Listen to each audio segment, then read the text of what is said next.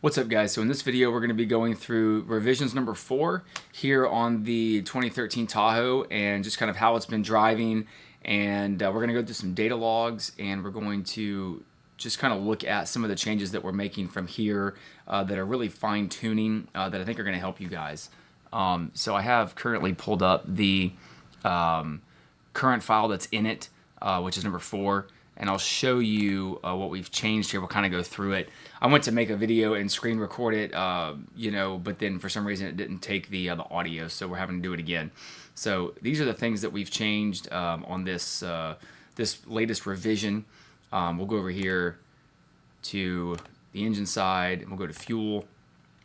And if we go to cutoff, we're getting rid of some of the torque limits to make sure we're not getting any throttle closure. So down here under acceleration threshold, this is the RPM limit, acceleration threshold versus acceleration. RPM below RPM limit to begin acceleration base limiting. During acceleration, there can be some sort of torque management that kicks in, and we just want to zero that out. So this is what the factory values look like.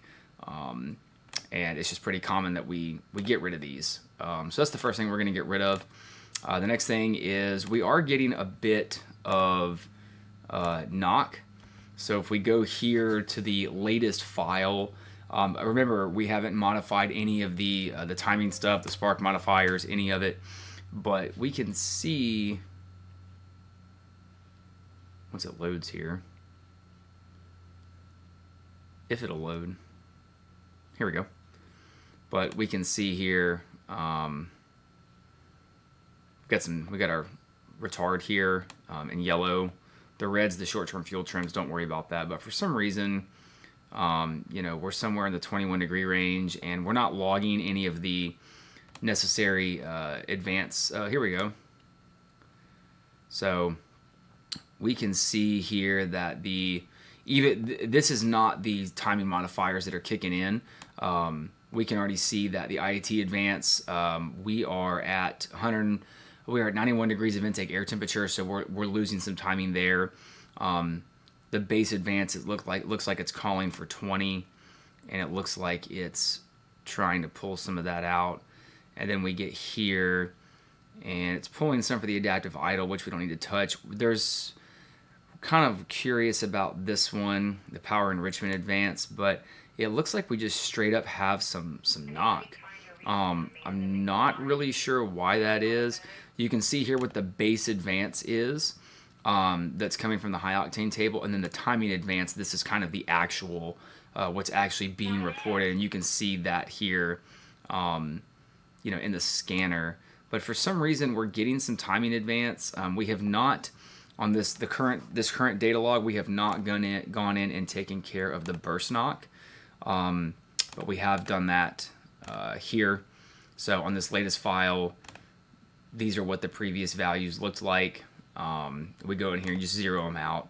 Same thing here with the values in here. We're just getting rid of it. This is GM's preemptive, knock measure to try and prevent any kind of knock or anything. You can see here we've already swapped over the recovery rate. We've already sped that up just a little bit. So not really sure. I want to get rid of the burst knock before we go in, and we're going to probably make a little slight adjustment here to the IAT advance. Again, this is all stuff that I usually do on y'all's base files just from the get-go. I'm just kind of showing you with a stock vehicle where we go from here. Just how I kind of get to where I make my decisions. So we're going to get rid of that. Let's see the next thing here. The next thing is under torque management. This is pretty common again under the the transmission torque management tab. These are the gear limits, okay? And the maximum is you can see down here in the bottom right, 60/42. So we just go ahead and max these out. These are from the factory. So again, as you're accelerating, if you start to exceed some of these thresholds, it can start to activate some of these torque management strategies, which we've already gotten rid of the throttle. Usually they're set from the factory to enable for the throttle the blade to close for torque management. We've already disabled those. And then down here, those of you that like to do burnouts, you know, you don't want to disable brake torque management. You just want to raise all of these values. So basically, if you hit this value stock, it's not going to allow you to do a burnout. So once you raise that, it will allow you to do a burnout in place. So we're going to do that just to make sure. Again, we're just kind of going in small baby steps. Again, a lot of this stuff is part of the base files that you guys get from me. The next thing is going to be the, what do we say? Shift pressures. So I also had you in the previous one, or one of the previous ones, go through and we bumped up this max shift pressure from 126 to 175. So you got to remember that that is the maximum shift pressure. So if you come down here to maximum line pressure from the factory, this is what it looks like. We're really concerned with D1 through D6. And you can see up top actually that it's actually bleeding the pressure off out past 2,500 RPM. And so whatever you adjust this maximum pressure to, it's usually good to go in here in D1 through D6 and match it. So we've done that to make this 175. It can still fall short of this if you don't. Ultimately, where your shift pressures really come from is the upshift, you know, the different patterns. So if you're logging transmission oil temp and then the torque, this is ultimately where it's going to come from. So that's just something to keep in mind. But bumping these up is definitely going to aid in some more allowable line pressure without having to adjust these upshift tables. And then the last one being torque management. I noticed that on some of the shifts here, you can see the big spark drop, you know, -4 degrees. We get over here, this one's -2 degrees. You know, so you don't necessarily need to do it for all of them. This one, -2. But typically, you know, you're 1 to 2, 2 to 3, and I think, there you go, -5, you know, so that's really going to slow the shift down. And you can see how wide the torque pocket kind of gets, because it's going to take a second for the torque to ramp back in. So what we've done on this file as well is under torque management and under upshift, we've taken out 15% of the torque that's being pulled from the first 3 gears. So this is usually a good, safe bet. You don't ever want to zero these out. You know, I wouldn't even go 0.5, and usually 0.9, 0.84. These are good values to go with, just kind of depending on, you know, what you're working with. So we're going to take this out and we're going to go see how it does, and we will catch you guys here in a second. Thanks.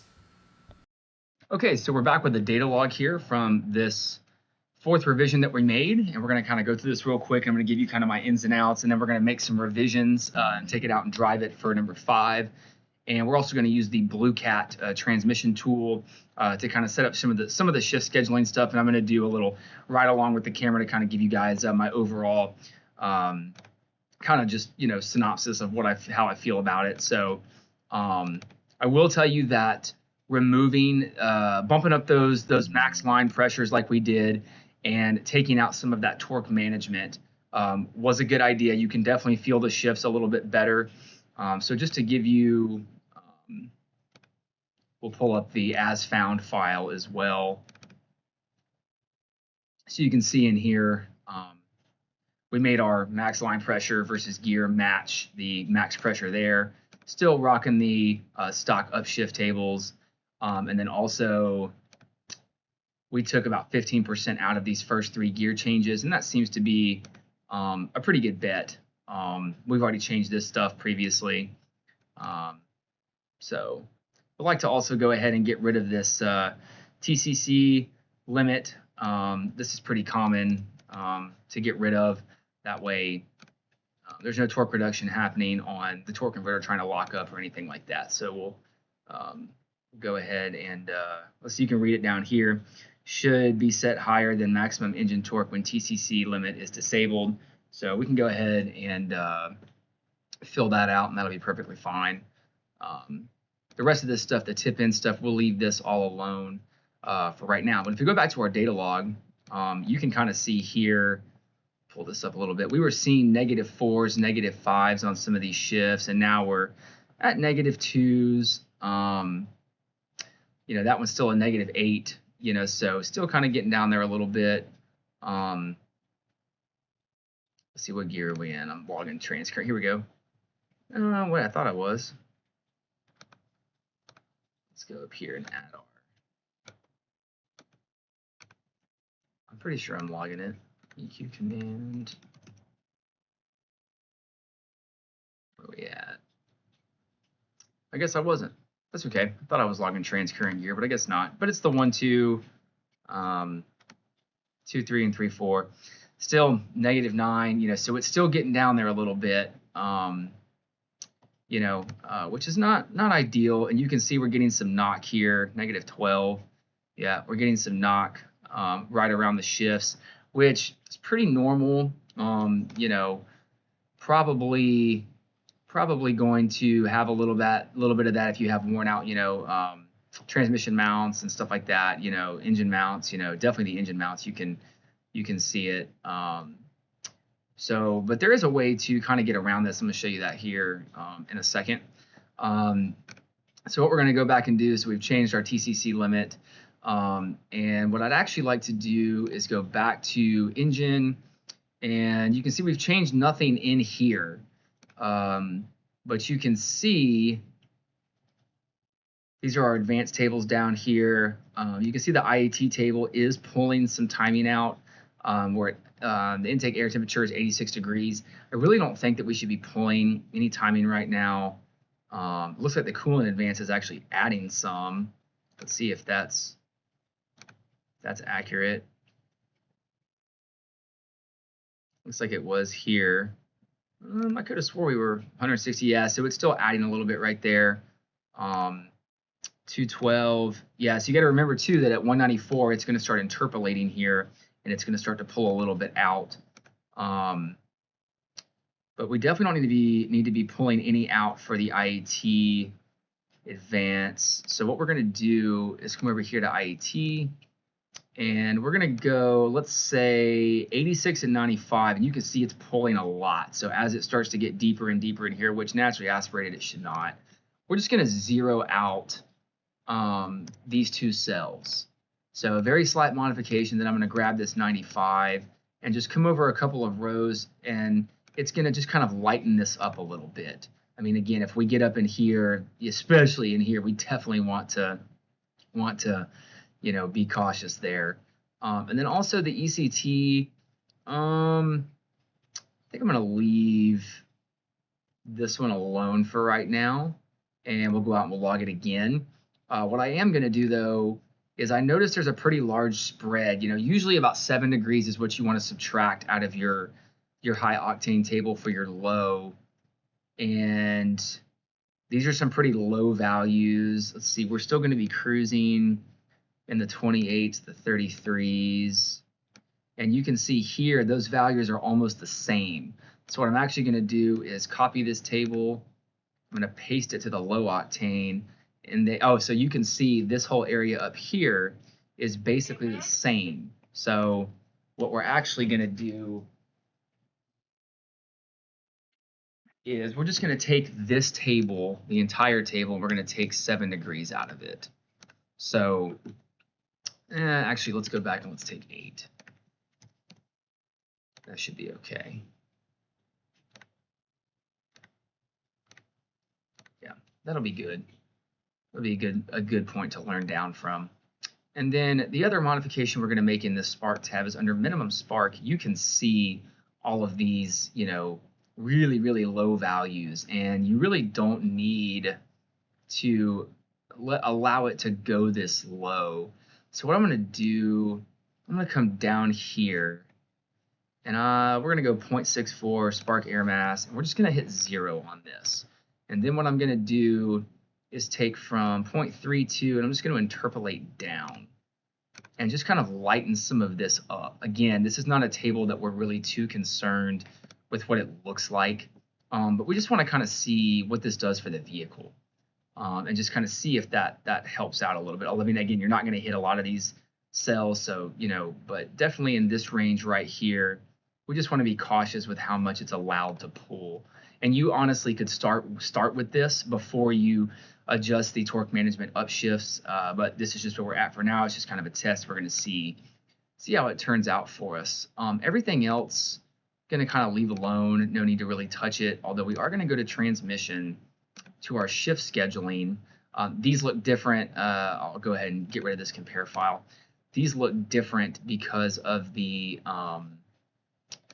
tire size change. So what we're going to do is pull up our Blue Cat transmission software, and we're going to see what this recommends.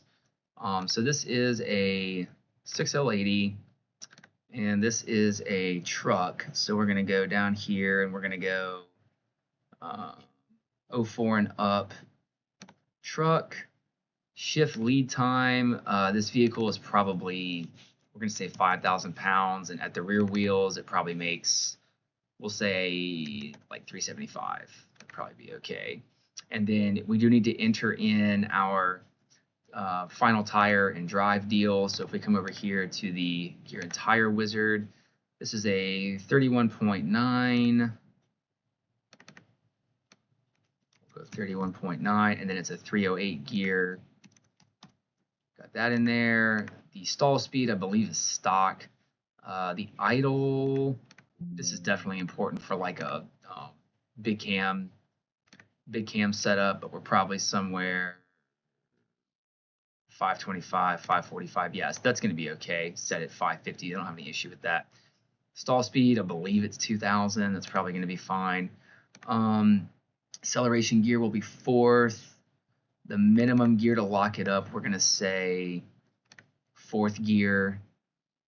Wide open throttle gear, 5. That's probably going to be okay. So from here, we can go to export the window, and then you just have to copy and paste these into the specific tables. So we'll go copy table, transmission, and then this is going to be our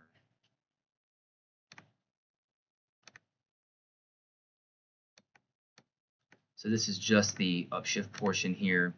So we need to come in here, Control C, come in here, Control V, and then we need the downshift speeds.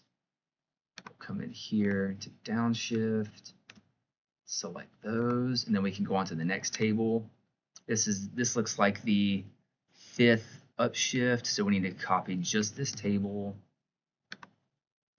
5th upshift, what was that set at? Try that again. Control C over here. That's not right. You may have to right click and do it. That's okay. Copy, come over here, paste, there we go. And then right here is the downshift. Sometimes the Control C, Control V doesn't really work. I don't know why it does that, but it does. Paste. We can go to the next one. This is going to be the 6th gear. Here, the upshift. And you can see some of these values don't get changed by a whole lot, and that's okay. This Blue Cat tool I found definitely works pretty good most of the time. So you just kind of have to be careful. We're not going to touch the D1 and D2 or any of the other tabs just yet. Let's see, this looks like our wide open throttle for the normal table. So let's see, 35. I mean, you can see these, change very little. It's not a bad thing.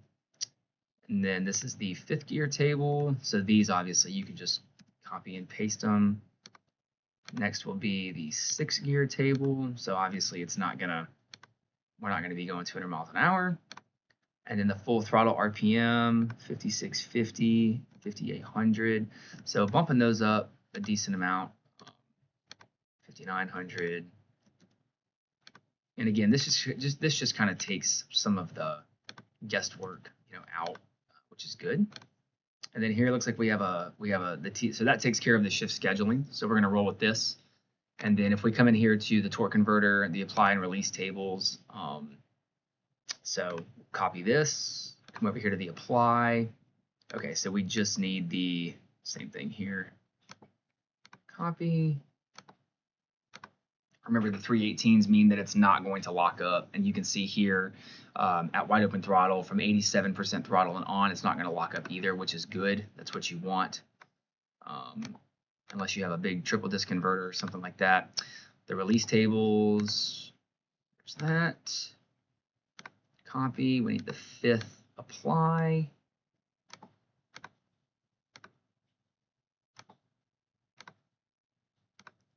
The 5th release, a little tedious. This is definitely not something you would just want to copy and paste between multiple vehicles. You would want to take the time to do this correctly. This tool is definitely very helpful. So, okay, so we can just copy both of these. Paste. There we go. Takes care of those. We're not doing anything with D2 and D1. And then here is our, so you can see here, 182, we're not going to be going 182 miles an hour, but the 318, 317 just kind of makes it look a little bit more uniformed. Copy table, 165. Yeah, we're not going to be going 165. I hope not. So, and that will be it. So that's how we use the Blue Cat tool. Again, we're just doing the normal mode for right now. So yeah, we'll go ahead and load these in, and we'll call this one, what is this? If it'll load while the video is recording. Come on, here we go. Yeah, we'll call this mod 3 to load, and we'll take it out and take it for a test drive. So we'll be back here in a little bit with a little video on how it feels, and we'll go from there. Okay guys, so we're gonna do a little data log here at wide open throttle and just kind of check everything. So I've pretty much got this thing finalized for revision number 4. I'm really happy with what it looks like and what it feels like. It seems to be doing everything that I kind of hoped that it would. Again, we haven't touched any of the fueling. It's a stock, you know, setup, you know, so we've just been kind of trying to dial in, you know, the, you know, all the kind of the torque management stuff, and just get some of the shift timing and pressures down, and just kind of get it to do that whole deal. So we're going to start our scanner here, and we're going to kind of give this thing a rip and just see what it does. So here we go.